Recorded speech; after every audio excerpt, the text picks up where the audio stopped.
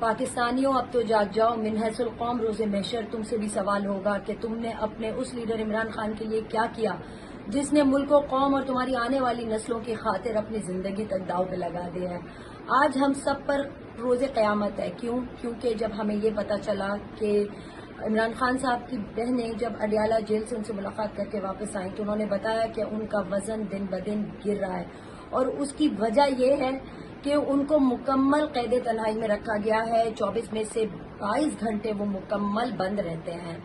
سوچے ایک چھوٹی سی وہ جسے کہتے ہیں کہ پھانسی کی جو چکی کہلاتی ہے اس طرح کی وہ کمرہ ہے اور جیل ہے، اور اس کے اندر ان کو مکمل طور پہ مقید کیا ہوا ہے۔ ان سے کسی سے ملنے کی اجازت نہیں ہے، ان کے معالج ان کے پاس نہیں جا سکتے۔ ہمیں سخت تشویش ہے۔ دیکھیں، یہ صرف عمران خان کے خاندان یا پی ٹی آئی کا معاملہ نہیں ہے، بلکہ یہ پوری پاکستانی قوم کا معاملہ ہے۔ یہ انسانی حقوق کی شدید خلاف ورزی ہے۔